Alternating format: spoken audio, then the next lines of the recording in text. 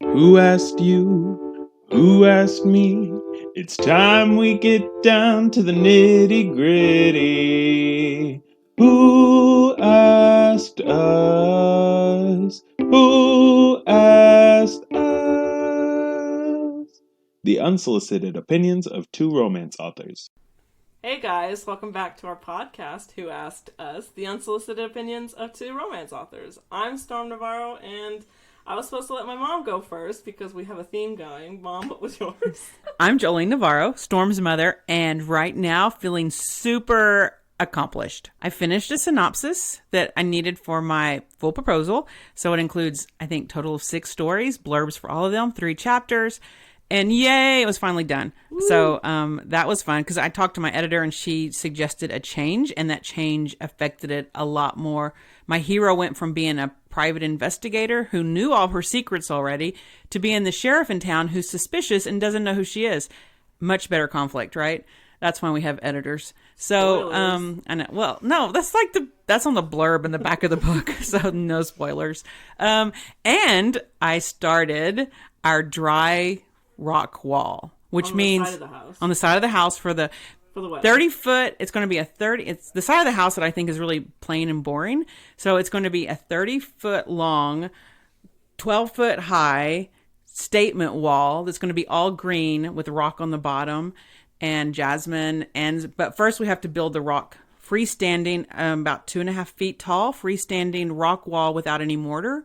So, mortar? Did I say that right? Mortar? Yeah. Mm-hmm. And today we started it. We had to kind of dig out the trenches, and it was so much fun. I can't even talk. It was so exhausting. Yeah, Dad was done by the end of it. Yeah, well, and I started it, and then he came out and helped me, and that kind of got me a little bit farther along. But it's like huge puzzle pieces that weigh about 50 pounds. So how fun is that? I'm unaccomplished because I'm still doing my edits, but I'm happy and excited because we have a guest in the studio today. Yay! /bedroom, which is weird. Just call it a studio. You don't have to tell them that it's a bedroom. They don't know if you tell them. I'm all about the truth, so. Oh my gosh. Lyssa, no, it's about, anyway, whatever. Lyssa, my sister-in-law, my wife. favorite daughter-in-law. Yay. Yes, that would be true, because Bridger's, yeah. Anyways. Lyssa, why don't you introduce yourself? Hi, I am Lyssa, Tate's wife, and my thing about myself is that I'm a lot of things. Right now I'm working at Stretch Lab as a flexologist.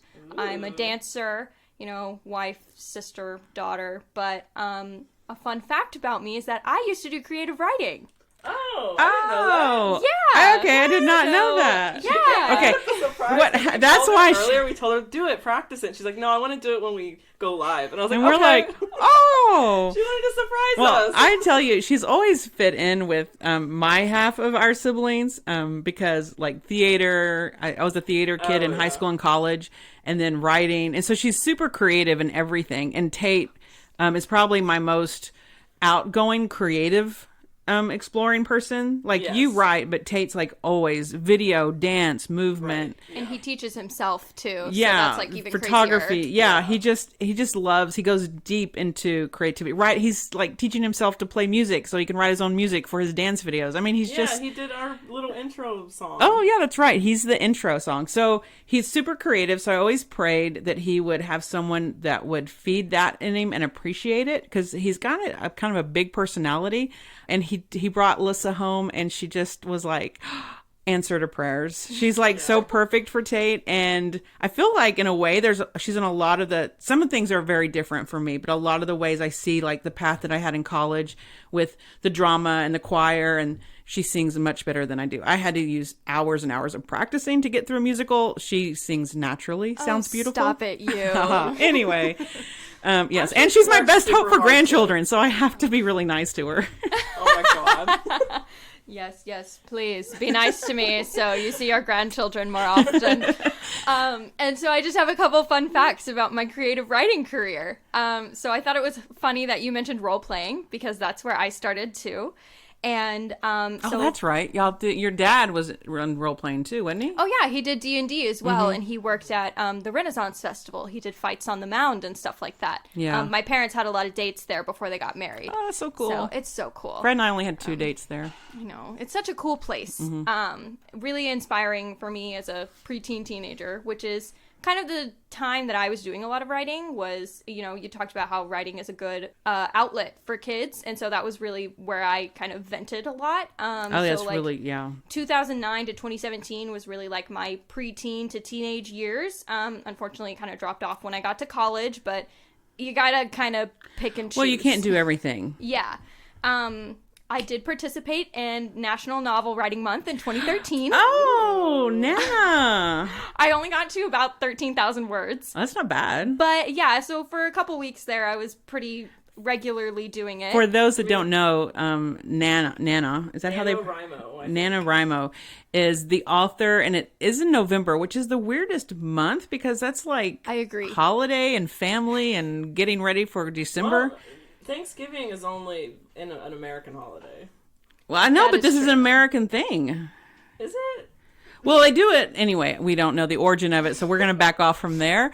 But in 1 month, you are telling yourself you're going to write 50,000 words. So you want to finish a story or get a really good, meaty story going with 50,000 words. So Right. And so out of 50,000, I got to 13,000, which is not bad. Is a good chunk. But And how old were you? let's see, 2013, I was probably 14 or 15 at that time. I think my birthday had passed, so I was 15. Oh, that's a lot. And for like 15 to 18 years old, I was really kind of dead set on, I had a lot of story ideas, and so I was really kind of dead set on trying to turn one of them into a book, and then it just didn't happen. Well, you're with, I think the statistics are 60% of Americans have a story that they want to put into a book. So I think it might even be higher than that. It might be closer to 70%. Now I'm just throwing percentages off the top of my head because I really think it's 80, but that sounds way too high. And it might be. But so if someone wants to, we don't have Bridger here. Bridger is our research division, and he's not here. So if anyone wants to correct me on that, but I believe it's somewhere between 60 and 80% of Americans believe they have a story that they want to write.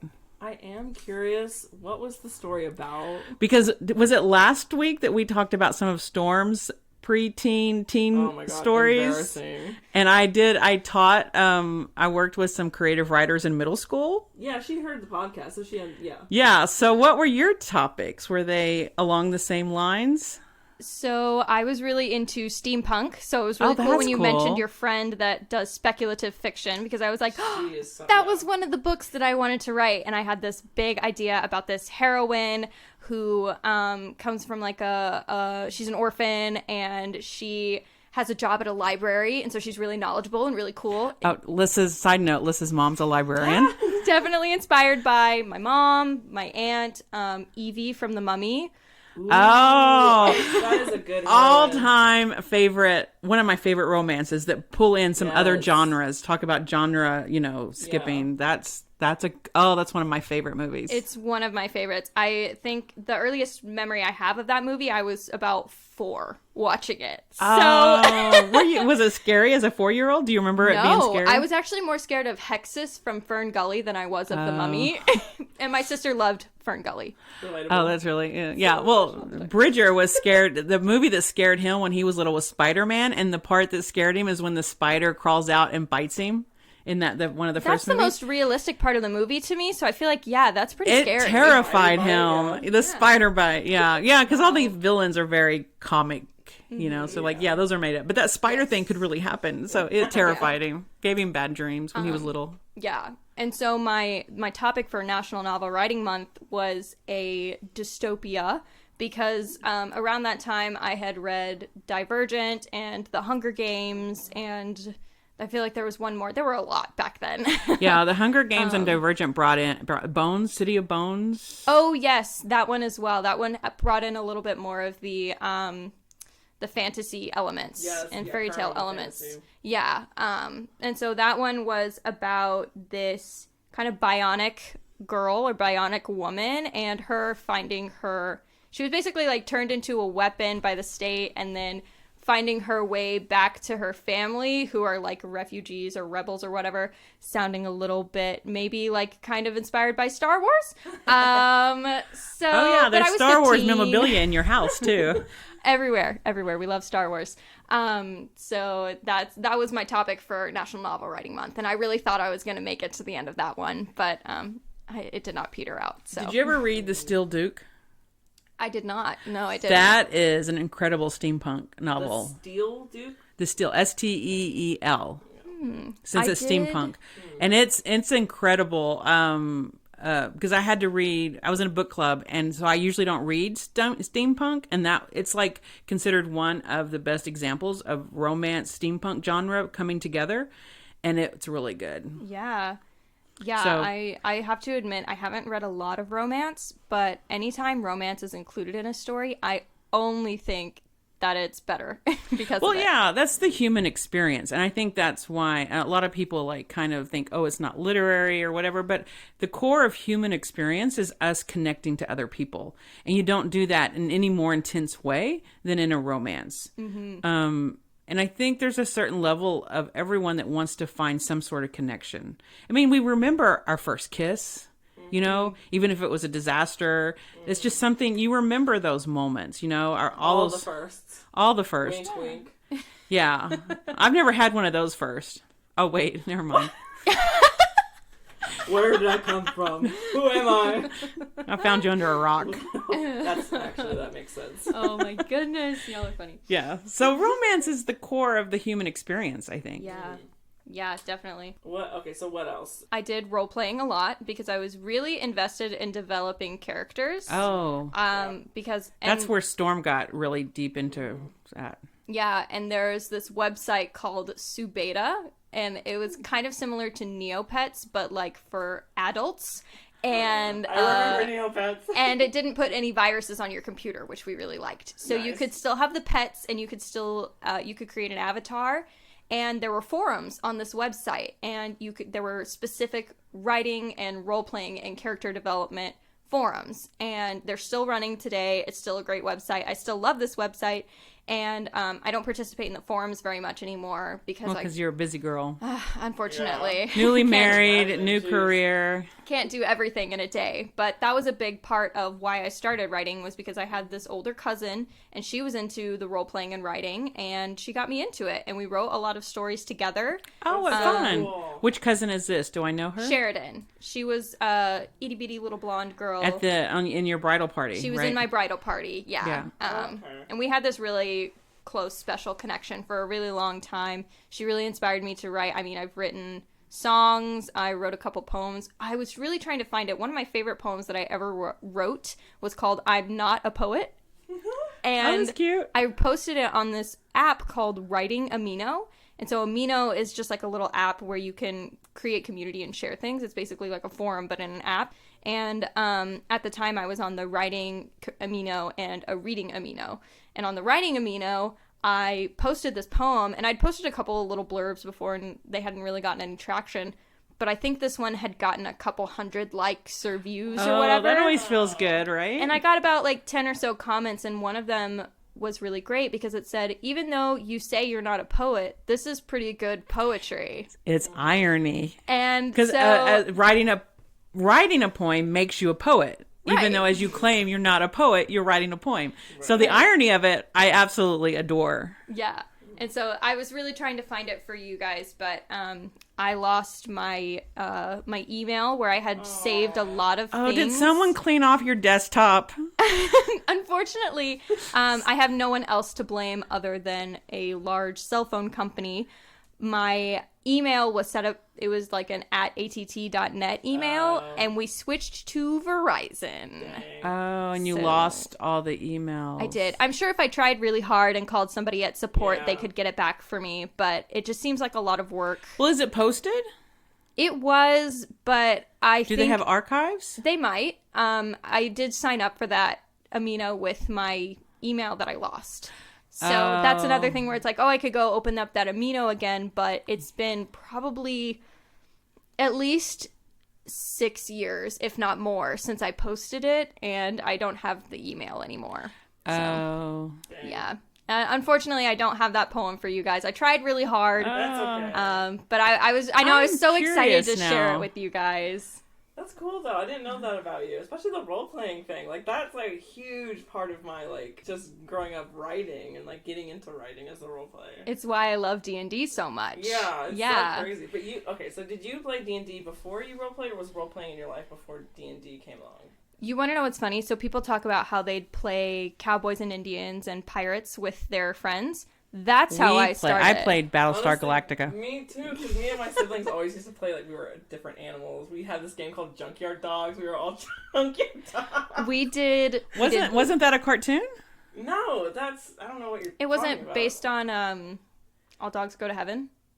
I mean, kind of, but we just like the idea of like me being a Rottweiler, someone else is a German Shepherd, someone else is like, what's the other one? Not a Rottweiler, but they're the Doberman. Doberman. Mm-hmm. Yeah, we were just like junkyard dogs. I swear it's from something, but I can't. Oliver and Company or something like that. Oh, that might be it. Oh, Oliver and Company. I know was in one the y'all watched a second lot. Lady and the Tramp, they have a huge like junkyard scene in that movie. Yeah, that might be. That's it, the scene that's coming to mind is when they're all in the junkyard. Yes, yeah. It was definitely one of those cartoon movies. Mm-hmm. Yeah, our big thing was like we did Power Rangers, and then we did wolves. Oh, We did wolves. Pokemon a lot. Pokemon is fun. And I always, this was just me by myself outside. I always reenacted the Lion King scenes. Oh, I By love herself that. Yeah, on the myself. trampoline. Oh yeah, on You the could always tell trampoline. when she was out there. Yeah. Yes, Well, I grew up doing Charlie's Angels. I love that. That's actually really cool. No, and I think all kids have that innate wonder of being in another world. Right. And like writing and doing it on the computer is really convenient and it's really cool. And D&D is cool, but there's so many rules. And so sometimes Yeah. I wish I could just go back out in the backyard on the trampoline with my cousin again, even though she's probably like, Make up your own rules. I think she's like 24, 25 at this point, and I'm 22. Yeah. You know, seeing these young adults out on the trampoline. Playing around like Power Rangers, but I kind of wish I could go back because it was so fun, and I bet those were like the summers where we were like the fittest because we were on the trampoline, definitely. outside, getting vitamin D, Right. even though we're Jumping. pale We're children, in so our we would get prime. sunburned.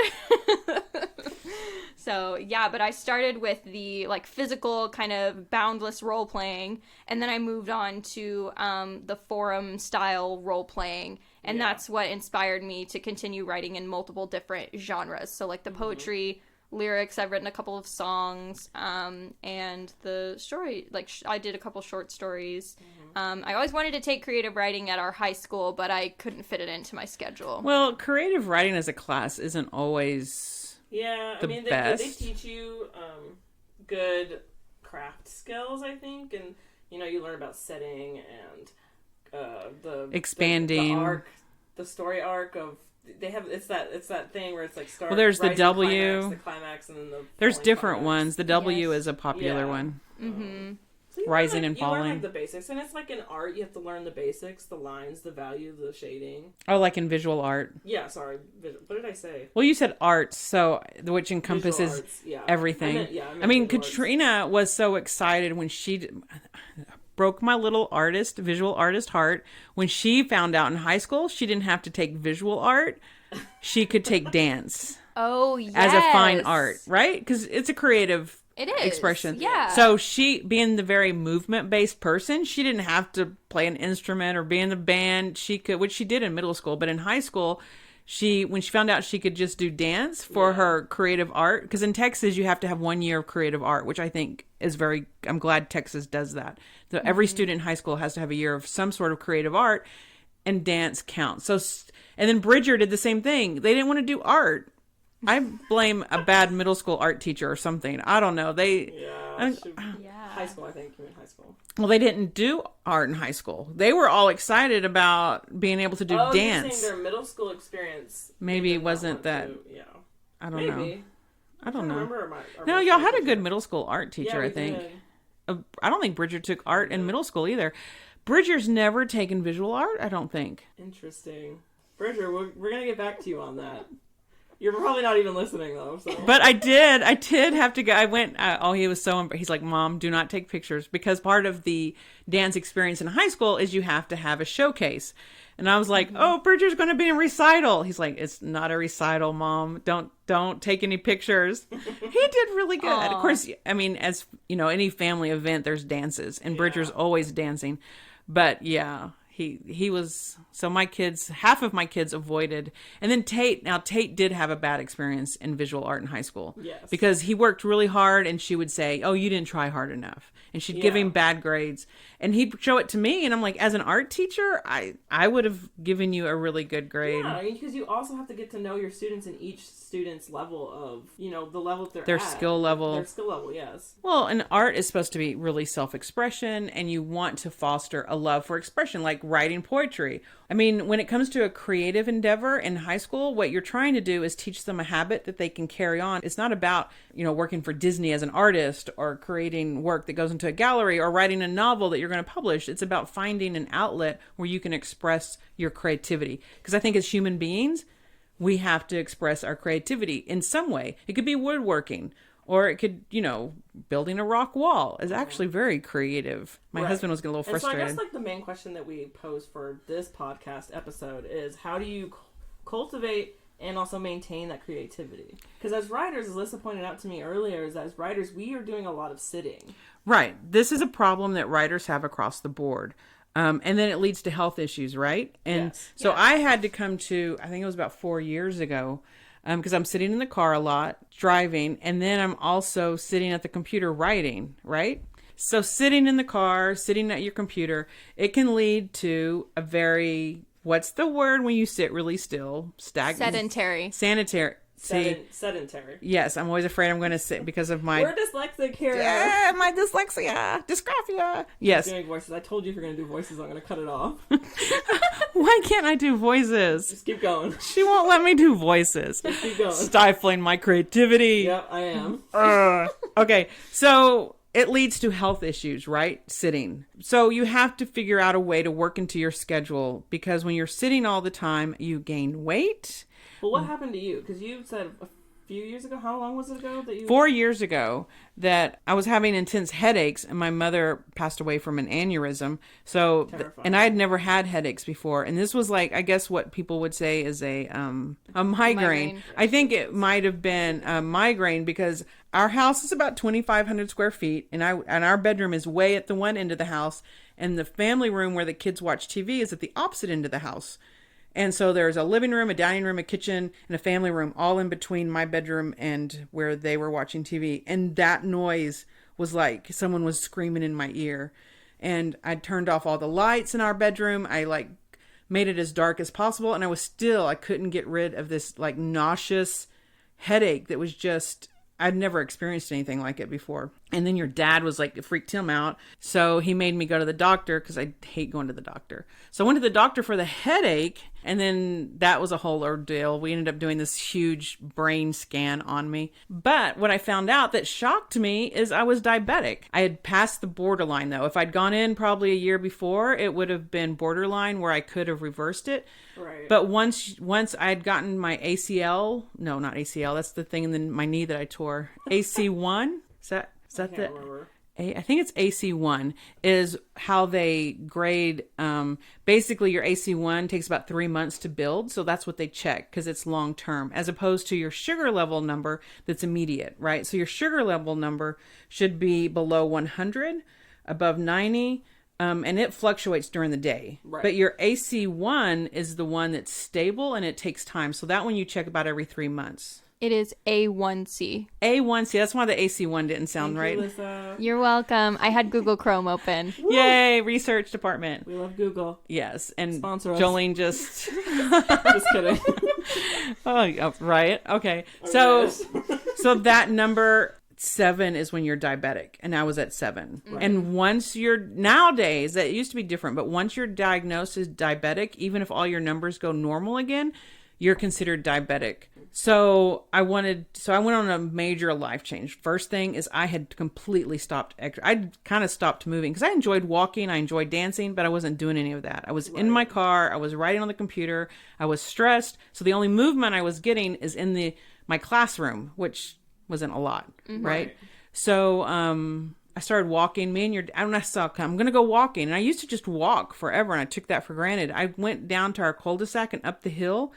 It took me 20 minutes. It's not even a quarter of a mile. No, not and even. I was like out of breath. And I was like, oh my gosh, I hadn't realized how out of shape I'd gotten. Right. So it sneaks up on you. So I became and me and your dad got to the point where I could walk up to 10 miles. We did some 10 miles it was hike. Crazy. And changed my diet. At first, I was really good. I have to say, at first, I cut all sugars out. I was like afraid of sugars. I thought if I had a sugar, I was just going to die. Well, then I unfortunately found out that a little sugar doesn't hurt. But then, a little sugar, then you go back to justifying things. Yeah. But, I mean, I've kept my sugar level numbers and my A1C have all stayed now. My A1C stays in the 5s, which is normal. And my morning sugar levels are still a little wacky, but everything else, I mean, and then it's not even that bad, but it takes effort. And I think that it was the sitting. People blame it on cupcakes, diabetes on cupcakes. I don't eat cake. I don't even like cake. I don't eat cake. Mm-hmm. It's sitting, I think, because your body isn't burning. You're getting carbs so that you can move. And so for your energy. And I wasn't creating enough energy for the food I was eating. Right. So my sugar levels got all out of whack. Yeah. Where would you say you're at now? Like, how do you feel after sitting all day? Like, if you've got a really big writing day, or if you're doing a bunch of writing sprints and you're just seated for quite a while, how does your body feel after you do that? And I want to ask both of you. Right. So now I have to be super aware. Mm-hmm. And like I said, for those first 2 years, I was like diligent about walking every day, twice a day, or dancing. Now I did get a smartwatch where it really big, bold numbers are my steps. And my watch tells me you haven't moved in an hour. So I have to get up. And yeah, because you don't feel right if you're just sitting. You get stiff. Right. I think your brain gets we can talk about creativity in the brain later, but your body has all these moving parts inside, and they need, in order for them to work at their full potential, they need to be working. And that's burning calories. You burn calories by moving. Yeah. For me, I can definitely tell. Well, first of all, I can't sit for very long, which I didn't even realize until recently. When you started exercising more after your health scare, and I would go with you on these walks. Now, if I sit too long without getting up and moving, I can tell, like, my legs get restless, and, like, I gotta stand up and move and, like, go to the kitchen. Even if it's just going to the kitchen to, like, get a drink or something. Like, that's my movement, because I can't sit for so long without moving. Yeah. Also, I've noticed is my mental health. If I just sit in one place for too long, it's not even just sitting, it's sitting in one place. So sometimes I'll get up to go write in another place in the house. Or, right. Sometimes we've gone outside to write. Yeah. Oh, yeah. Yeah, that's great. Get some vitamin D. It's like double stagnant if you're just in one place like the entire day, like just sitting there. And that's and when you're in a writing zone, now I have seen you sit for long hours because you're in a writing zone. And usually it's like when you've made a nest on the sofa. I don't do that anymore. You don't do that? I did. Because you've seen me recently go sit down at the sofa, but then I'll get up and move again. I used to sit in one spot at the end of the sofa and not move all day. Right. I remember that. I don't do that anymore. We joked that there was a little dent in that sofa we don't have anymore. and it's because you were always curled up nested. And I called it nested because you'd have like a pillow and blankets and all your, like a drink within reach. And yeah, it was pretty bad. But it's not even that I'm consciously doing that because I think it's a health thing. Like, I physically cannot do that anymore because I've gotten to the point where I'm like, I get restless. So I have to move around. And I don't know what that is. I don't know if that's like mentally I've trained myself to do that or I don't know. It could be a combination of things. Your body could be telling you, like, I don't like that feeling when I'm staying still. So we're going to move now. Yeah. And your nerves and your muscles will just kind of take up those tasks on their own. That's the crazy part about the human brain is that one, we don't really know that much about it. And Right. two, it can really help you start doing those things because like I tell my clients all the time, I do one-on-one assisted stretching at Stretch Lab. And I tell my clients, they come in and they complain of this and that pain. And I ask them, I'm like, okay, well, in the age of Zoom, what are you doing for physical activity? And sometimes they'll say, well, I work at my computer because we're on Zoom and we're online and we're working from home, and I'll sit for 4 hours, then I'll get up and get lunch and go to the bathroom, and then I'll sit back down for another 4 hours, and then I'll eat dinner with my family. I might go for a short walk for the dogs, and then I'll sit back down for another 2 hours, finish up work, and then shower and go to bed. And I'm like, first of all, work-life balance. Wow. Well, Zoom, you're right. That is I realized, but I just, what just occurred to me is my art studio is on Zoom. Our staff meetings are on Zoom. Yeah. So now I do have to go to another room. It's weird. I have to go to another building to do one of my classes. So it's because I'm upstairs. So I have to go downstairs, upstairs to the other class. So that's movement. But if I've got my students on Zoom, or then I'm also calling all day to find the students that aren't on Zoom. I'm calling, where are you? So I'm sitting a lot more at work than I ever have before. Yeah. So I tell them, I'm like, hey, dude, if you can get up and even just go get a drink of water and stand in your kitchen for about 15 minutes, that's going to increase your blood flow. That's going to increase the circulation to your extremities. I've got a list of things here that it's from an article on Healthline, and it's 10 major effects of sitting for a majority of the day. So I'll list them 1 through 10, and then I'll talk about some of the points that I'm going to hit a little bit further. But I will say a lot of these things that I'm hearing from this list, I hear from my clients as well. And I want to hear your guys' thoughts as well and see if you guys are feeling any of this as well. No, I'm super interested. All right. So number 1 is weak legs and glutes. Number 2 is weight gain. Number 3 is tight hips and bad back. Number 4 is anxiety and depression. Number 5 is cancer risk. Number 6 is heart disease. Number 7 is diabetes risk. Number 8 is varicose veins. Number 9 is deep vein thrombosis. And number 10 is stiff shoulders and neck. What? Now, Number 8, that was a big word.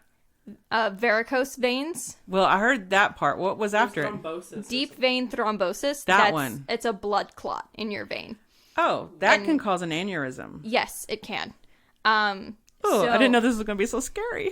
It's a little scary. So I also want to say I'm not really going to talk about 5 through 9. So like we said, and they're not really listed in any particular order. But I'm just not going to talk about 5 through 9 because I don't have the authority to speak on those health issues. Okay, because the numbers went by fast.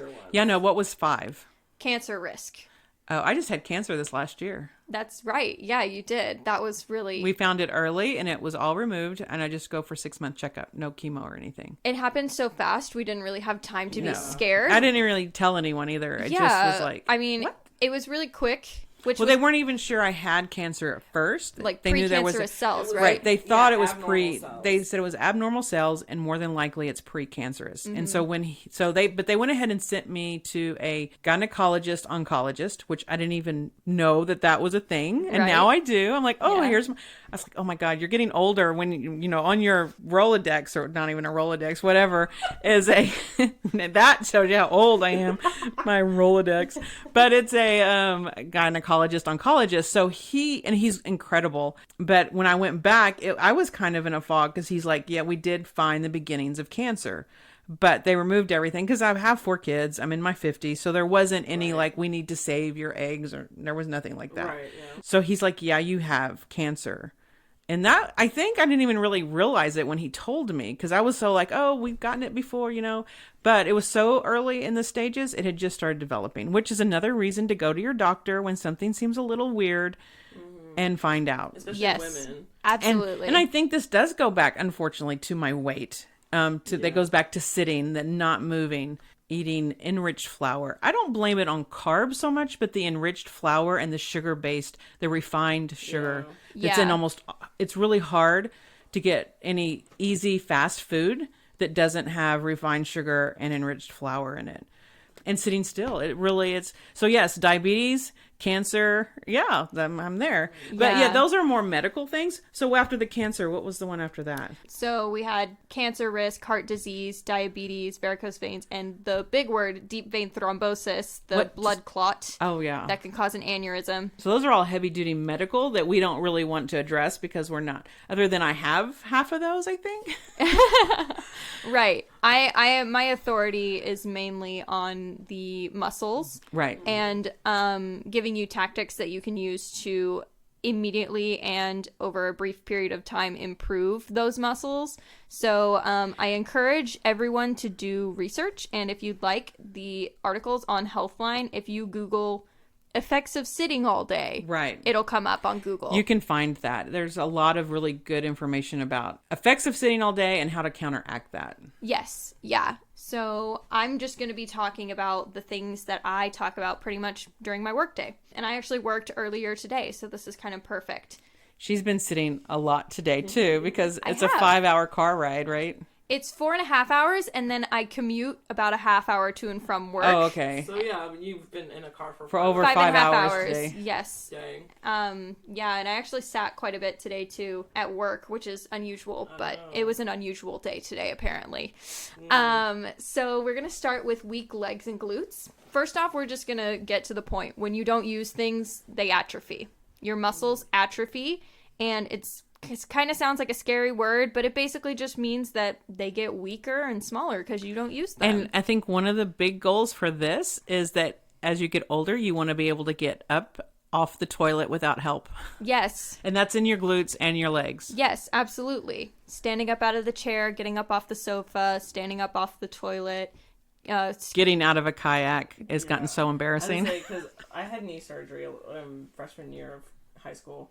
ACL, not total knee surgery. Oh yeah, sorry, ACL tear, had it replaced. Blah blah blah. The atrophy was insane. It was only like, how long was I immobile? Because they put you in that mobilization cast kind of thing. Right after The brace, surgery? the giant, yeah. I And can't remember. It was a long time You kind of ago. limp around with your crutches because you can't put your weight on it. It's really hurt. Right. So you go about, I think about A few weeks. 3 weeks? Not even barely. Like I think 2 it weeks? was, yeah. Maybe 2 weeks when you can't put And any. my leg was so skinny just because I wasn't using it. Yeah. Yeah. It was weird. You lost all that and that's muscle. why they do like 6 months of rehab just building that back up. It's crazy how it goes away so quickly, but you have to take forever to get it back. Oh, that's like trying to lose weight. Right. Yeah. And I mean, it's with any kind of working out. You know, I talk to people and they're like, yeah, I'm off for a week. And then I get back to the gym and it's like, I've never been to the gym before. I'm like, yeah, that's how it is. And additionally, with the atrophy, you'll see decreased range of motion when you're not regularly extending your muscles to their full potential range of motion. Yes. I have lost a lot of, because I used to be super flexible. I've lost a lot of flexibility. And I know I could get it back. It's just a lot of stretching, right? Yes. Well, and you're still young enough. As you get older, it's Yeah. harder to get it back. Yeah. So I'm in my 50s now, and it's harder to get I things think back. Aunt Tracy would disagree.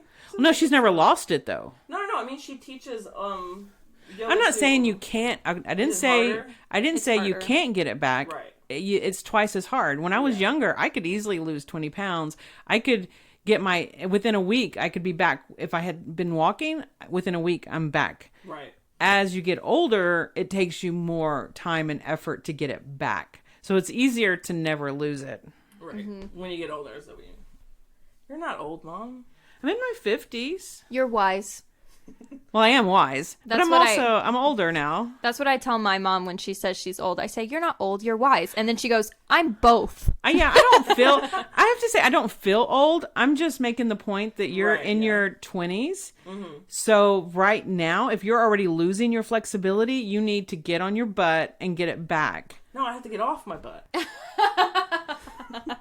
Not Yes. on my butt. Yes, get off your butt. Because there's things I used to be able to do without even thinking, and now it's like, oh, now I feel like all those other people that I didn't understand. Why can't you put your nose on your knee? I thought that was just a Right. thing people could do, and now it's like, my knee is so far away. Yeah. So the next kind of point that I'll go over is I'm combining a couple of the numbers. So I'm going to go over tight hips, bad back, stiff shoulders, and neck. And I'll talk a little bit about kind of wrists and fingers and hands as well.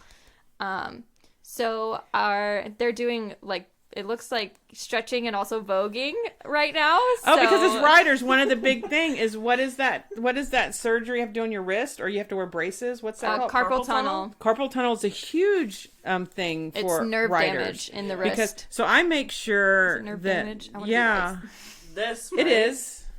Because especially when you're putting pressure there. So I always, if you notice, I write with my computer way back off the edge so that my arms stay level, and I'm not cutting. Like, certain mouses and keyboards. Yeah, because I have friends help with that. I have friends who have to use all because it got so painful that they couldn't type. The ergonomic keyboards and mouse pads and things. Yeah. They look a little crazy, but they do help. It's really interesting and cool. Mm-hmm. I love looking at ergonomic office equipment. It's so interesting. That's so cool. It's so futuristic looking. Right? Yeah, it's kind of crazy. But if you're in pain, it's hard to be creative. That's true. Yeah. It's distracting. So like when we're seated. And like I said, in the age of Zoom, pretty much everybody has had this problem at some point or another, whether you were experiencing it for a couple months in that first lockdown before things opened up here in Texas, or if you've been experiencing it for over a year at this point. Or some people have just been working from home since forever. That's just been their job. And for writing, like we've been saying, once you get in a zone, it's hard to get out of it. I definitely spent quite a few hours at our family computer down in our computer room, just eyes open, staring at the screen, typing, and all of a sudden it's 2 a.m. and I haven't drank water in 3 hours and I really need to pee. Oh, having water at your within reach during the day is a good thing. Yes, be hydrated. It will help your muscle stiffness. Our posture when we're seated has a lot to do with the stiffness in our hips, back, shoulders, and neck. Most of us sit with our legs at a 90-degree angle to our bodies. So our hips are at a 90-degree angle and our knees are at about a 90-degree angle.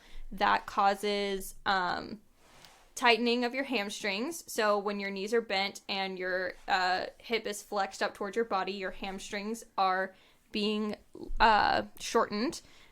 Your piriformis is a muscle that is deep in the hip and it's kind of below the gluteus muscles. And just recently I've noticed a pain there, like when I've been sitting too long. I've never had that pain before, and it's a stiff feeling pain. It's not like something's poking me pain. It's like, oh, I just feel stiff there. Right. And so I I have to move, or because I'm sitting either one side or the other, and then I have to stand, and it's weird. I've never had that pain before, and it just started a couple of weeks ago. Yeah, and it can actually build up over time. So usually by the time you notice the pain, you should have dealt with it like a couple weeks ago. Lyssa. That's how it goes. I'm telling you, I had a client come in who was like, yeah, my back has been really tight. I woke up this morning, it was spasming. What's going on? And so I go in to investigate their back. They've got a giant knot in their lower back. And I said, have you ever gotten a massage? Have you ever worked this out on your own? And they said, no, I didn't even know I had a knot back there. And I said, well, the reason why your back is spasming today is because you didn't take care of this knot 2 weeks ago when you should have. Right. Or you didn't get regular massages or stretch. So in my hips, it's this little annoying pain. It's not anything big. It's just telling me, oh, I need to stand. Yeah. What can I do in the hip area? So that's going to be in your piriformis and glutes. The piriformis and glutes are a common contributor to low back pain. So when people come in complaining of low back pain, I automatically investigate the gluteus muscles and the piriformis. So my lower back's not hurting yet, which means I need to take care of that now so it doesn't move into my lower back. Yes. Something that you can do is you can get some sort of spherical shaped object, whether that's a lacrosse ball, a tennis ball, a racquetball, and you're going to roll it out. It hurts. It's not pleasant. You roll it like over your hip area, the gluteus. Yeah, you'll roll it here, right? like it's in your buttocks. Right. Is where it is. So you get to the meaty We're part of your buttocks. We're all rubbing our butts. Yes, we are. Yes. It's important to be comfortable with your body, and if that means rubbing your buttocks in front of other people, that's fine. But yeah, you can kind of investigate a little bit by rolling it around with your hand, and then once you find the spot, you sit on it or lay on it on a hard-ish surface that can either be like, if you've got a yoga mat on the floor, that'd probably be best, just so you're not like laying on the hard floor. But that's a bed's too soft. Yes, because then you're not getting any pressure. Right. It's the tennis ball or lacrosse ball. It's just going to press down into the softness of the mattress. So that's going to be a good way to do some pressure point or trigger point therapy on that. And what you do with that is you do it until you feel even a small release, and then you let it go for the day. And you just do that daily if possible. If not, then just when you remember it. And you're just going for a little bit of a release and then relax. It's one of those things that you can't get it to release right away most of the time. And then there are a couple of really good glute stretches. I don't know if you're familiar with like the figure 4 stretch, where you kind of have your leg at a 90-degree angle in front of you, and you have your ankle kind of, you're rotating your leg where your ankle is like on top of your knee if you're in a seated position. Oh, okay. It's commonly called figure 4. Sometimes if both legs are on the ground, it could be pigeon. That's another one too, where Are you sitting? You can with your legs in front of you, and you're making a 4. So you've got one leg at a 90-degree angle, and then the other leg is propped up on the other one, making a 4. One of the things that I do a lot, I learned this from my sister who does yoga, is standing, and it's a variation of the tree, I think it's called. I'm really bad with names, if y'all don't know that by now. But then I put my foot against the inside of my knee. And then I balance there, and I push my hip to keep my knee out so that my hip is opened. Is that the same thing, or do you need to be sitting for the one you're talking about? No, that's a little different. So that one is going to really open up the hip. It's going to get to the adductors on the inside of the hip. It could even get to the abductors on the outside of the thigh. And that's really focused more on opening up the hip. The one that I'm talking about is like if you're ever laying on your back and you have one knee bent up, and then you have the other so you're making a 4 on your knee. Your legs are flat in front of you, and you're making a 4 with your okay. And but you're sitting or laying. You can sit, lay, or stand. And bending forward or bringing the knees to your chest is going to put some tension on the glutes, and specifically it'll get into that piriformis. It's a really deep muscle. It's not superficial like the other glutes. It's pretty deep in the hip, so it's really hard to stretch. But that's a good one, is doing the like figure 4 or pigeon stretch. And I also is just something that you have to kind of work on over time, because when the glutes tighten up, it's because they've been doing it. They're tightening up because of repetitive movement. And it's really hard to just stop that repetitive movement that we've been doing for forever and ever. So that's kind of in like the legs. So like if you're going for a walk and the back of your thighs hurt and your hamstrings hurt, your hamstrings are actually in a shortened position while you're seated. And the piriformis and glutes are being lengthened there. They've got a lot of stress on them. And the tightness there can put stress on the lumbar muscles, the lower back muscles. And then a big thing that I see, I've been calling kind of Zoom posture as well, or online posture, which is forward head posture and rounded shoulders. That's why I always put my computer like eye level or above. First of all, it makes my chin look better because I don't get the double chin 'cause I'm looking up. Yes. And I think it helps I feel I don't get all hunched over looking at the computer. I have to say, I do that. Yeah. I do the head forward and hunch, because keeping the straight posture for me, my shoulders back, is I'm very top heavy. Mm-hmm. So that hurts my shoulder, like these muscles back here, my upper back. Like top heavy bigger than a double D. Yeah.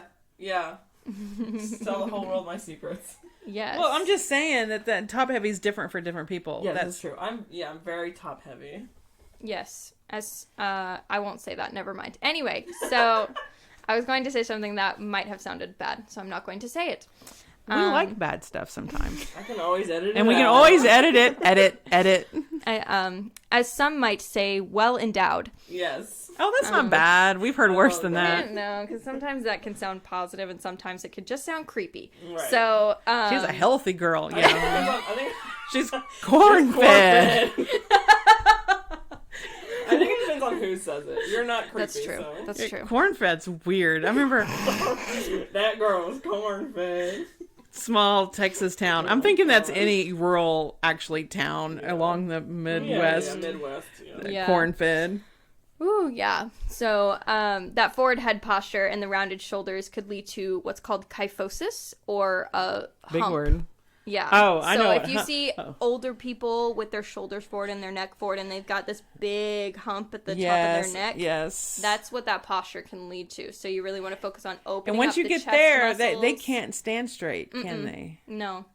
I mean, at that age, you can do as much physical therapy as you want, but it would almost be more Can worth you it to prevent something like that happening? So or you does it can- just sneak up on you and all of a sudden you've got this, you're leaning over with a hump? No, everything I'm discussing pretty much develops over time. So stretching, opening up the chest muscles, as far as stretching goes, opening up the chest muscles, really stretching the front of the neck, really making sure that you're getting that good extension there in the Storm front and I of are your stretching body. as she talks. Yeah, every time she says something like straighten your posture and stuff, we like do it over here. We're like doing our calisthenics. look great. What amazes me is growing up, my mom was always like, stand up straight, right? And my sisters have really good posture. And I think I have postures, but then sometimes I'll catch myself in a reflection. What monster Or, is this? I'll see something that makes me think, oh, I need to stand straighter. And I went, oh my gosh, that's like 4 inches. I mean, it feels, and I was like, I didn't even realize I wasn't standing straight. Yeah, you think or walking straight. You think you're doing really well until you see yourself. And that's Yeah. why mirrors can be really important too. That's why we have mirrors in dance classes. Yeah, because you feel a way does not mean that's how you look. Right. Yeah, I Yes. mean, yoga classes have mirrors and exercise, any movement class, because you can't see. When I do yoga by myself, I'm probably completely, I think that leg is straight and up in the air and it's parallel with my back, or not parallel, but, a straight line from my back to my foot. I'm probably like 6 inches lower than I think I am. Yeah. So, and then things you can do to change your surroundings, making sure your monitor's at eye level, making sure that your That keyboard's also helps not, with the double chin. Yes, making sure your keyboard's not too far away, because that's why your shoulders are Oh, rounded. I do that. Jolene's got her shoulders back, but her arms straight out, and she's just wiggling her fingers. I'm so worried about my wrist and arms hurting, because I have so many author friends where that's like almost crippled them, that I have my computer away from me so that my arms stay straight. Yeah. And then they're higher than me, so then if I'm going to type, it's up here. I usually actually work with 2 monitors if I'm on Zoom, so I'm not working on the keyboard on my Zoom monitor. Yeah. So Yeah, for sure. So those are a couple practical things that you can do to get keep the kyphosis or humpback from happening. And then we talked a little bit about the wrists already, but the ergonomic keyboards and mice, I still don't know. I think it's Plural, mice. Just say mice. plural computer Google it. mouse. Google will Computer tell mice. us that Computer mouses? either choice is acceptable. That's what happens with a lot of this stuff, especially because it's a new technology, so it's not like based anymore on. So a lot of times both are acceptable. Right. So if you can have, even sometimes just having a separate mouse instead of using the trackpad, because when I use the trackpad on my laptop, I'll have my wrists resting on my computer. So having that separate mouse will I help use as the well. trackpad a lot. Is that what it's called? Trackpad? Mm-hmm. Oh. Yeah. So moving forward here, we talked a little bit about how when you're not moving, you're not burning any calories. So you're just taking in and you're not burning any. Well, you are burning calories. Breathing burns calories. Well, but it's a minimal. It's negligible in comparison to the amount that you Right. take in from all your meals Because and just your drinks. living, you burn calories. But yeah, you're not burning enough to. You're going to be gaining weight because you're not burning enough to maintain. You're or taking lose. in more than you're burning. Yeah. So as far as weight gain goes, diet and nutrition play a really important role. So physical activity alone is not a Enriched permanent flour is solution. evil. Yeah. So physical activity But alone it's so is not good. a permanent solution. You have to also change your diet. So now I'd like to get. I don't on like to- you anymore, Lyssa. Oh my god, so dramatic. Change my diet, move more. Eh. If you ask my husband, he will tell you that I'm no saint either. I have to work really hard. I mean, we all have to work hard. So It's being conscious, and it is Yeah. making that priority, because it's in the long run, you live with the consequences of the choices that you make today. yeah, absolutely. I know. And I me have to snapping. tell you, when I first got the diagnosis for diabetes, I cried a lot, and I was so mad at myself because it was something so avoidable. And I was so good for 2 years, and then I started letting it slide. I don't do the 6-mile hikes that me and your dad were doing all the time. Now I walk almost every day, but it's like 45 minutes, which is better than nothing. But I'm not doing those long hikes anymore. And I'm worried now that because we were going to state parks and city parks, Yeah. I don't know if I could do the hikes that I was doing there for a while, which makes me kind of sad.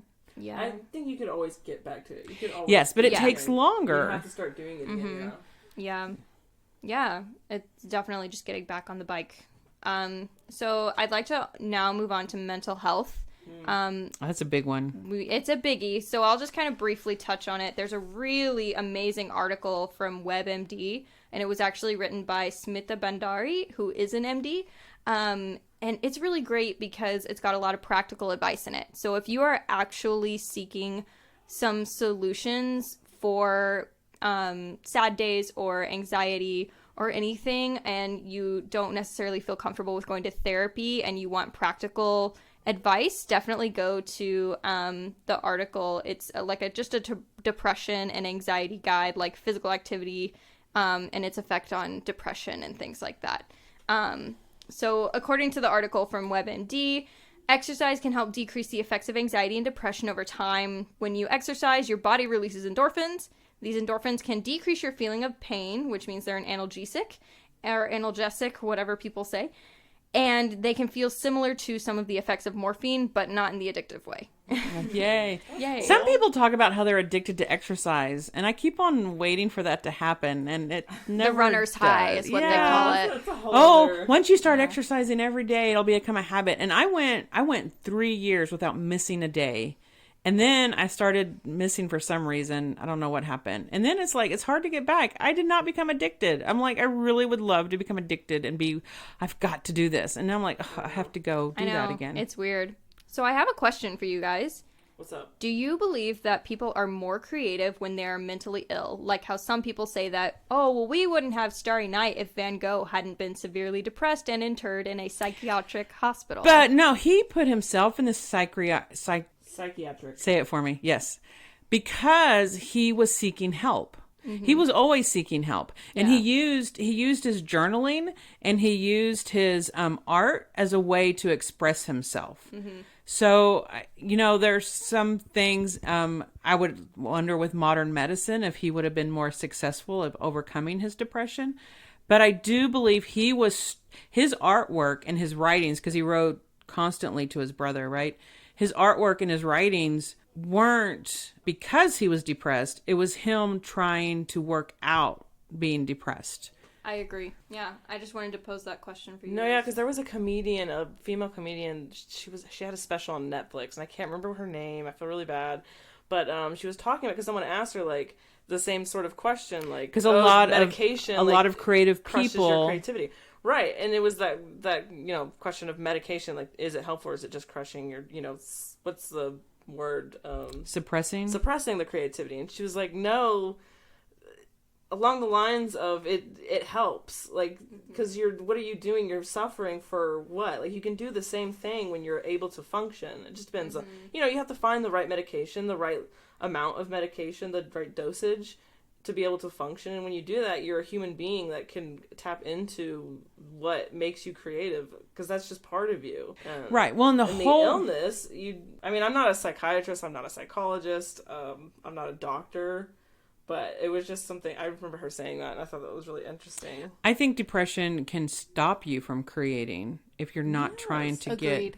if you're not trying to get out of it. I think that creativity is you, and the person that is living with depression or any of the other psychological It's an escape from those things. well, yes, but that person isn't that. What I was going to say is that person isn't that diagnosis. Right. Like schizophrenia, a lot of times you see that type of mental illness portrayed as the villains in movies. Right. They call them schizophrenics. Yes. And that's not necessarily always correct for each individual person with It's schizophrenia. actually it's like a fingerprint. It's going to be different for each person. Yeah.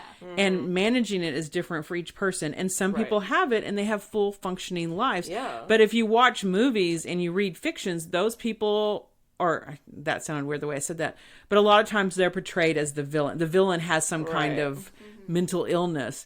And it's not. The mental illness is not that person. So I think creative people tend to be more sensitive to the world around them because they see details, right? Or the comedians that see things and they can make a joke out of it and we didn't even notice, right? But they can make a joke out of it. So I think creative people are more sensitive. When you're writing a novel, you have to really get into people's minds. You have to get into the motivations. So you're exploring things that you normally, so you have to be aware of people and how they interact and how they react and how they communicate with the world around them.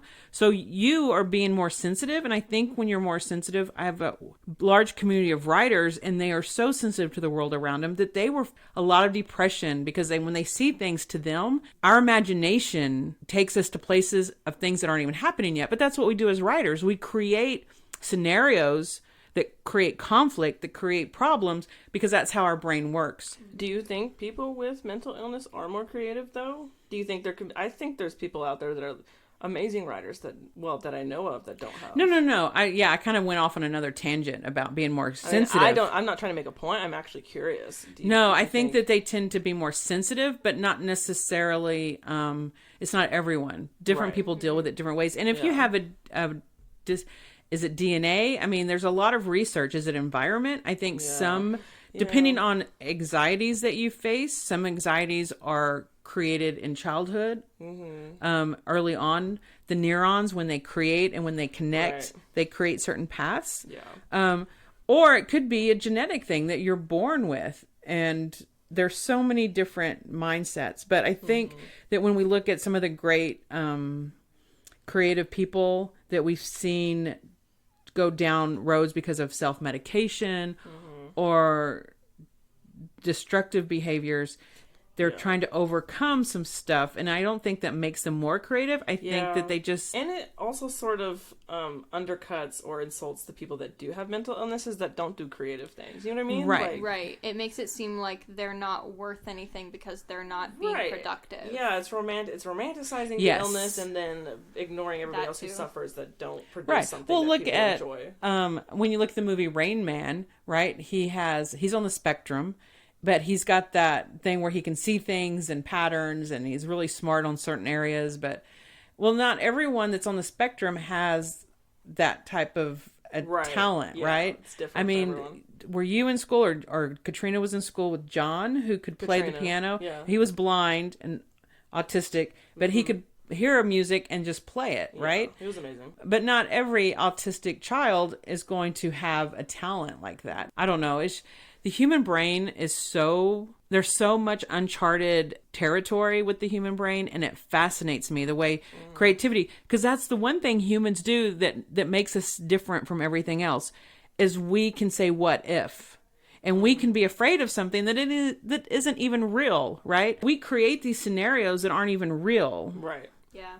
And that's where the fear and anxiety, and so depending on how your mind works, and some people are able to take that and put it into creative endeavors, writing, music, movies, books, dance. I mean, you see a lot of social issues that are expressed through dance, a lot of anxiety, and you see a lot of emotional stuff that people try to express through different arts.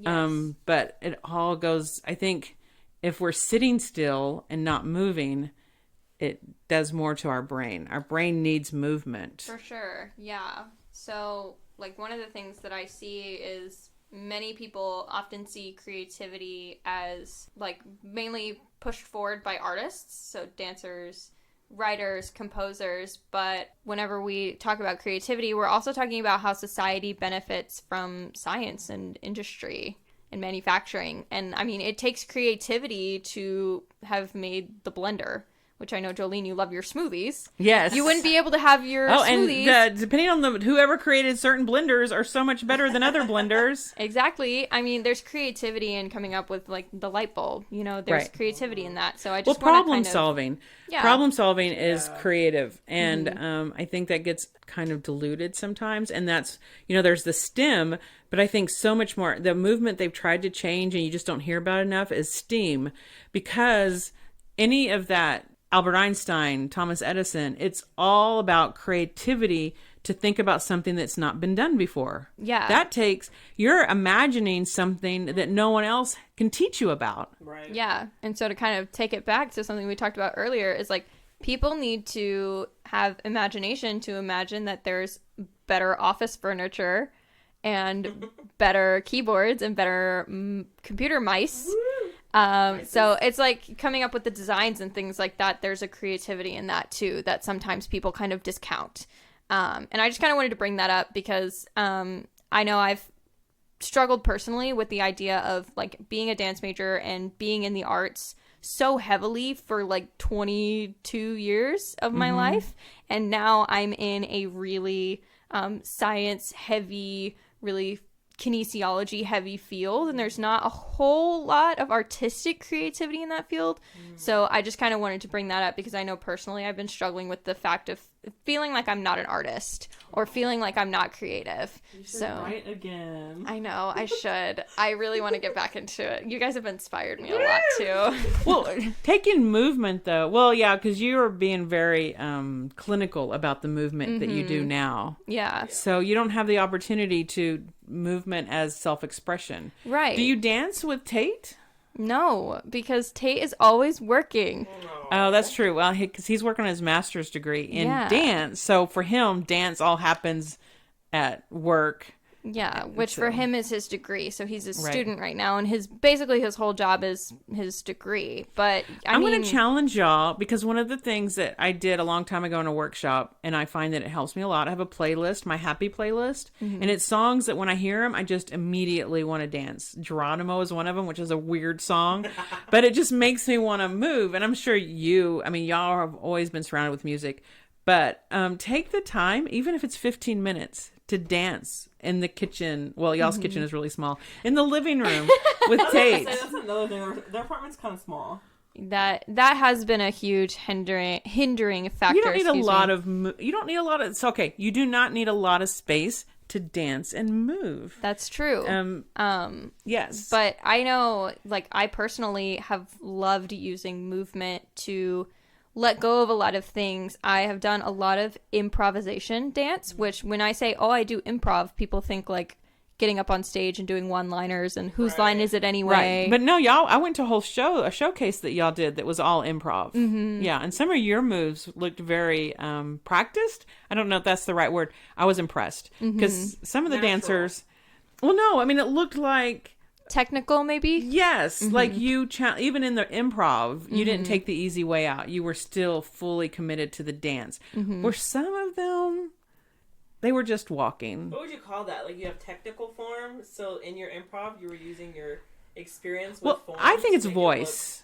Like an artist, a painter has a voice, or a writer has a voice. It's your personal style, and I think her movement voice is very strong.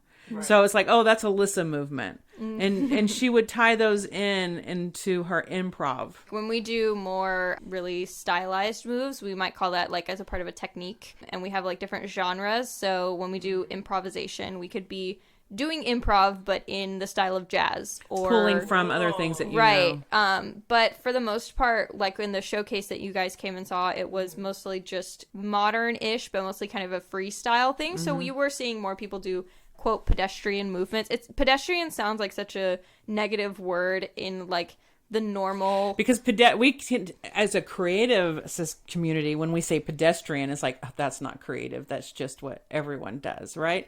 But if it's moving, it's okay. Yeah, in our dance classes, we never said something was pedestrian as boring. We just said that's normal, because when we're using it in those terms, we're almost saying like, oh, it's too technical, or isn't it? It's too much. It needs to be a little less. It needs to be more pedestrian. You need to bring it down to the level of the average person, which makes the style, it makes the whole entire dance more accessible to your audience. And they feel like it's something that I can do. Exactly. As opposed to watching a ballerina leap and turn, you're like, well, that's impressive. Oh, like World of Dance and Dancing with the Stars. I love those shows, though. They're great. No, and they're great, and they're valid in their own ways, because humans love a spectacle. We always have. I love a spectacle. I do. Tate gets mad at me. I'm like, well, that was nice, that one, but I don't know. I was expecting more entertainment. He's like, Mom, it's modern dance. Right. I was like, oh, okay. I always say, it's modern if you're watching it and you have no idea what's going on. If you are watching it and you're like, oh, I feel the emotion and they're on beat every single beat, that's contemporary. If you're watching it and you turn to your neighbor and you elbow them, you go, What are they did even you dancing? understand that? Then Sometimes yeah, that's they didn't modern. even look like they were dancing. They were like walking and stopping. Yeah. And then walking and stopping. I'm like, I don't understand what's going on. Yeah. So that's modern. Yeah, it's modern. And like, I know when I do improv, it really reminds me of the fact that I am my body and I'm also my mind and I'm all of that as one. Keeping your mind and your body connected is huge. Yes. And I think as writers, we forget how important our connection to our mind and our body is. There was a workshop that I went to, and I went to look for the book before we did this, and I hope in one of my purging sections, I might have gotten it out. But it was about how the brain works creatively. And it wasn't written for creative people. It was written for everyone to, understand the brain. It was written by a neurologist. But one of the chapters that struck me the most was that your brain, to fully function, needs movement. Your whole body is designed for movement. From the very beginning of human beings, we walked, we gathered our food, everything that we did was movement based. So your brain still needs that. Your brain is the thing that uses more calories than anything else. So your brain's always pulling calories. And because it pulls so many calories, it can be a little lazy and it wants to go those routes. So I think sometimes with those dancers that did the obvious things, I think that's your brain. Writers that go to the cliche, or anyone. I mean, what the first thing you think about is your brain's easiest path, and it's probably the same thing that 20 other people think about because it's the easiest path and it's our universal connection. Right. So you have to go a little deeper. That's why I always suggest to writers, get up and walk, get up and dance, because that's going to help your brain actually get more creative. If you're stuck, they call it writer's block. I really don't. I think writer's block is that your brain is for some reason thinking that it doesn't like what you're doing or it needs a break from what you're doing. Right. Yeah. I have a couple of interesting quotes that I thought you guys might like. So one of them is from an article by One Grower. It was published in 2008. Dance and creative movement offer a creative way to develop general skills and to generate new knowledge. Another one by, they have French names. I'm not even going to try and say it. One is Lapierre, and the other person, I'm not even going to try and say, but their article was published in 1983. Let me see, what is it? I don't know if you can even say that. A-U-C-O-U. So, Accouturier, I'll Accouture, for sure. and Lapierre. It was published in 1983. Wow, Movement, like before y'all were born. yeah.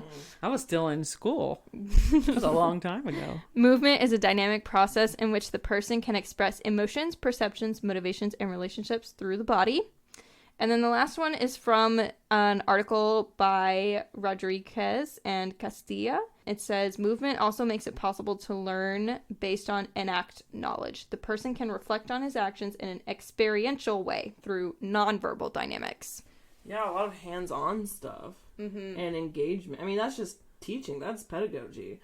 Teaching hands-on and like Look at you throwing those big education words around. Engaging with your students on like a Practical level. right. Hands-on. Right, Yeah. because I mean, I personally just being talked at or just being lectured isn't going to help me all the time.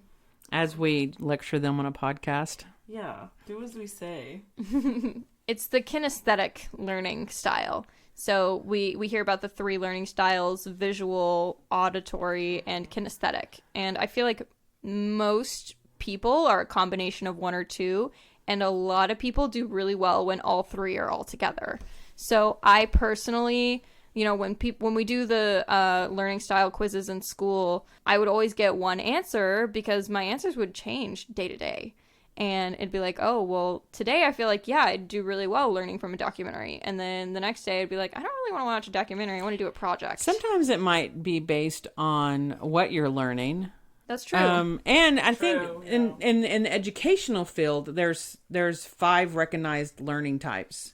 Gardner, I think it's Gardner's that now is interdisciplinary. That's pretty much the standard. But it's like, do you learn best also in a group or by yourself? Oh, that's a big part of it as well. Corporation. Do you learn from peers better than, and that can also be hands-on. Like, are you working together to build something? Do you learn from other people doing stuff, or do you learn from teaching other people? Yeah. I think that could also play into, like, because you were talking about how you don't, there's people that get addicted to exercise, right? Yeah. And you don't. Losers. Like, you did it for a long time. And then I tried to get addicted. I have an easier time exercising when I'm doing it with someone else. Oh, yeah. Oh, really? Yeah. Me too. Like Katrina, like, I have to have someone that's going to motivate me. I can't motivate myself. I have to tell you, this is the goes back to me being the introvert. Even your dad, I'm like in there dancing, 'cause dancing and walking are my two choice things. And I've gotten a little bit better. But if he walks in, I'll like stop. He's like, I'm so sorry, I didn't know you were exercising. Because he knows I'm like, it's like he caught me doing something, I don't know. It's weird. And I hate, look, that CrossFit thing. I found out CrossFit, first of all, is kind of crazy. But as people finish, they stay and cheer on the other people still working. And they all stay and cheer you on until the last person is finished. Yeah. I'm like, that sounds like a nightmare to me. Yeah. Everyone's staring at me while I finish exercising. No, thank you. But for some people that that gets them excited, and that, makes them feel I'm like, oh my God, no, don't look at me. Don't look at me. For everyone. Don't look at me. Absolutely. Well, yeah. And so like the kinesthetic thing, I feel like combining that in almost any lesson is going to be really helpful. Even if the kinesthetic part is just physically writing it with a pen and paper. Right, because hand movement. Well, Yeah. I think it's an old saying. I think it's been around so long, I don't even know who it's attributed to, that tell a child and they might learn a percentage. Show them, they might learn another percentage. But let them do it, and they will learn for life.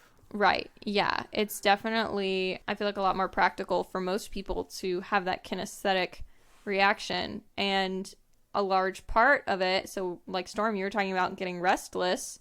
A large part of it is like our brains just get bored. Yes. They get bored so easily. And like, Yes. I've unfortunately developed a really short attention span because of social media and videos. Well, I and think that's a problem like across that. the board right now. I think the Yeah. attention span's gotten so Especially short. Our binge culture. Yes. Like, just binging a show on Netflix in one sitting, like, that's so bad. Yeah. But that's the opposite of a short attention span. Well, it's like I'll focus for the next 10 hours, but then after that, I'm not doing anything else for the next 30. I'm going to do short videos, or I'm going to do anything other than what I'm supposed to be doing, whether that's an assignment or housework or whatever. Well, and binge watching also takes out any responsibility to do anything, because you don't have to think. Yeah. Because you're just sitting there taking in something, and your brain doesn't have to solve any problems. It just means that it's flashing images on a screen, and so your It's brain easy is, entertainment. Like, Yeah. So when you're staring at a Word document that's just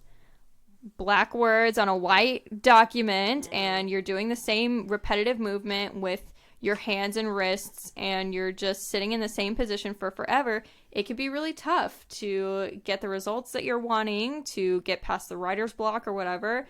I know I always feel like I have a really clear head after exercise. Whether I liked the exercise or not, I feel like I can at least focus. I'm like, okay, take a deep breath, go shower. Now I finally feel like I can focus and do the dishes or sweep or finish that assignment. I have to say the exercise with a shower combination is the best one, because I feel super refreshed, and then I get like a little snack, and I'm like, oh, I'm ready to go. And right. And then I fall asleep.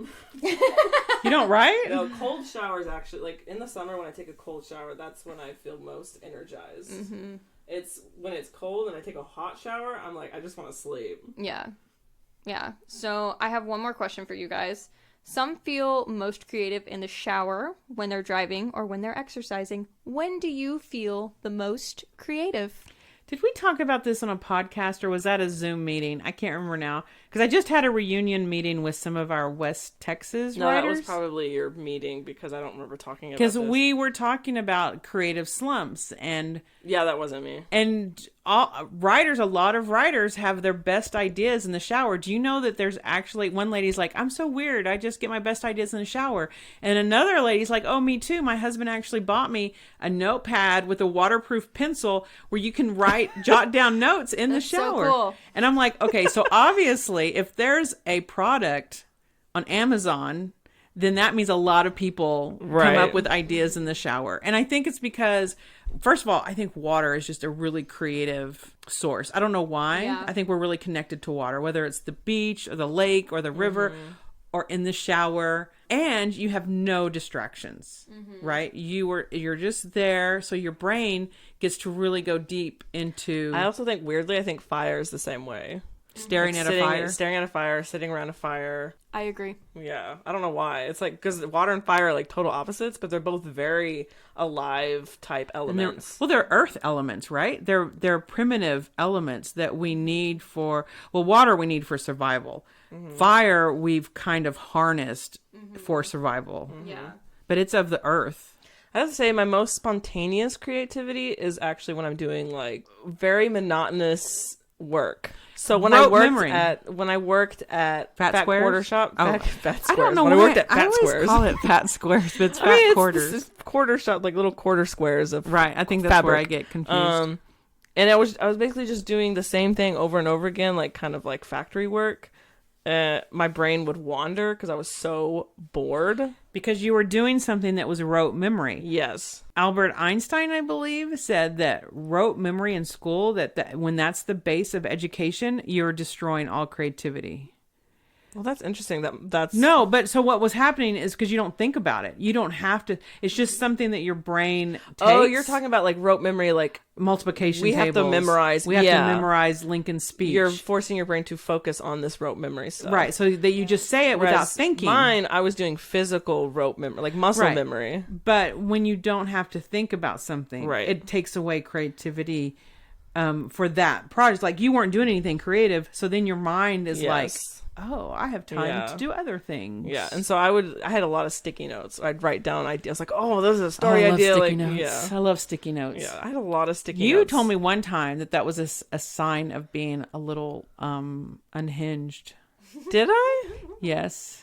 Well, it's when you have 'Cause they like were all over over the wall and like on your No, like computer. and anything I can get close enough to write down something. So in like even my notebooks have like sticky notes all over them, and they're all over the place. Well, and also it's the handwriting has to be not yours, but like because I remember Anderson Cooper doing an interview with someone and saying like if you write in all caps, that's like a lot of studies have seen that like people who are mentally like serial killers or like, write in all caps. engineers because Yeah. they write in all caps because it's easy, and they write like Yeah. squared letters. Yeah, I said that to you probably joking, and I don't. Well, something really- about Eminem. Oh yeah, probably. I don't know. I was mostly joking. Okay. Anything about Eminem, yes, Storm's on it. Yeah, that's me. Guilty. So yeah, I one of the things in the car, if I turn off the radio, not radio's an entertainment distractor, or I listen to audiobooks all the time, which is a distractor, right? But if I really need to focus on a story, I turn everything off in the car and I use my phone for dictation. But I have to think for a while and sit in the silence for a little bit before I can start dictating. And I can get like 1,000, 2,000 words on my way home if I'm on a roll. I usually need to know what scene I'm going to write. Like I just don't like start dictating. Like I'm on chapter 3 and I know that she's going to come in to the restaurant and he's going to be there with someone, and I know the setting, right? So then I let that kind of brew, bubble, broil, whatever in my brain. Stew. That's the word I was looking for. And then I can start dictating. But I have to turn off my audiobooks. I have to turn off the radio, and I'm by myself. Because it's that silence and not allowing yourself to be distracted by TV or your phone or screens or music.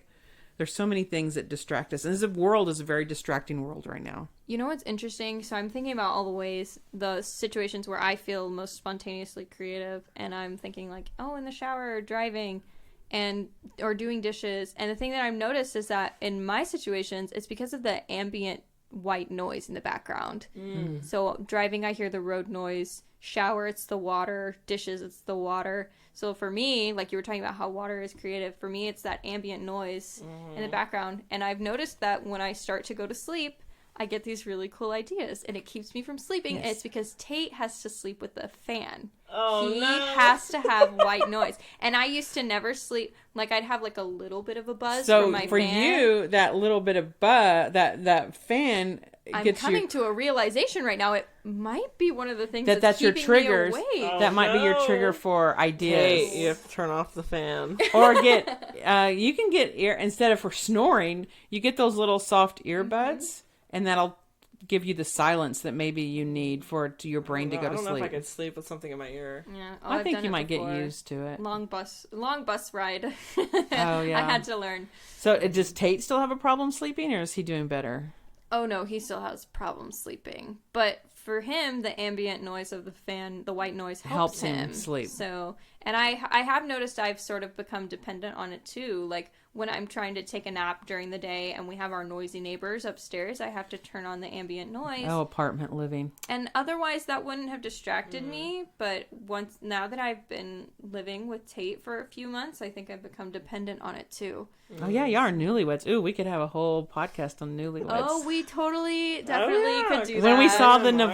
Navarros last weekend, we went and met with Fred's family, and they asked the California Javier said, "So how are the newlyweds doing?" I was like, "Well, neither one of them have moved home, so I guess that's good." Yeah, I mean, it is what it is. We can talk about it at a later date, but we're still learning a lot. Yeah. I think that's a big thing that I tell a lot of people, because when I talk to my clients and they ask how long I've been married and I tell them, "Oh, we got married in December." They're like, "Oh, they're like newlyweds." And I'm like, "Yeah, and I tell them, I'm like, we're learning a lot." And that's the big point. Is that Right. we're learning. And it's exciting. And you'll keep learning. Yeah, and it's tiring and overwhelming, but rewarding. Yeah, So, it's a shift in mindset. But I think both of you are both very open people. open. Is it possible to be open and stubborn at the same time? Yes. Yes. Have you met Tate? And he met me, so that's the end of the story. The and end. then they got married. Fiend. The end. The end. And Happily that's ever the way life goes. after. Yeah. Open and stubborn.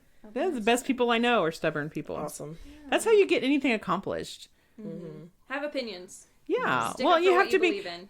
being stubborn also has to do with persistence, right? And so when that's channeled correctly, you can achieve great things. And sometimes people don't always understand what you're trying to achieve. Right. So, I mean, what is it? The best behaved women didn't change the world. That's true. That is the quote anyway. Yeah. And I think That's a good true. quote. I love Yeah. that quote. Yeah. Think of all those women that caused all those problems. They were not well behaved and not necessarily liked, and they were accused of all sorts of horrible things. Right. Do you guys already have a quote? Yes, I do. It's from Tate, actually. Oh, he was saying some weird quotes that had nothing to do with movement. Oh, he didn't give me the person who said this quote. Well, Lyssa can probably look it up. The quote is, "A dancer dies twice. Once when they stop dancing, and this first death is the more painful." Yeah, the first death is the most painful. I think it's worded a little weird because the first death is the most painful because we Yes. talked about When they stop for any dancing. creative person or anyone when their hobby, their passion is also their career. It's because I know writers that because of health issues had to stop writing, and it's Yeah. that's almost that in itself Can't can lead imagine. to I've depression. thought about like, oh, what if I went blind? What if I, couldn't use my hands? I mean, and just Well, I have to love tell you, music. What if I with- couldn't hear anymore? With diabetes, one of the side effects is losing your eyesight, and that in itself probably scared me. Well, and also amputations from nerve damage to like your feet. So that motivated me. I mean, I do a lot with my feet, blood wise, keeping it like putting my feet up above my head and doing stretches because I don't want my eyesight or to not be able to walk. Yeah. If you don't mind, I'd like to share my favorite quote ever. Oh. My favorite artist ever. It's just a fun little quote. Doesn't really have much to do with the podcast, but That's okay. It's my It's your favorite quote. favorite. It So, makes me and some happy. insight onto you. Yes. So it's from Gene Kelly. He is like my idol.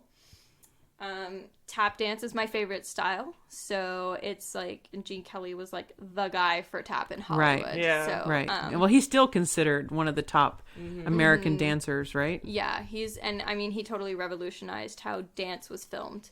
And that's perfectionist, so because I think Debbie Reynolds, she was 19 and he didn't want her hired because he thought she was too young and wouldn't be able to handle it. Yeah. Because he would take, and she was so afraid of disappointing him because he didn't want her for the job that she didn't complain. She didn't say anything because they had 19 hours at one point because he would go over a routine and it had to be perfect, and he'd over and over, and her feet were bloody. She couldn't walk the next day.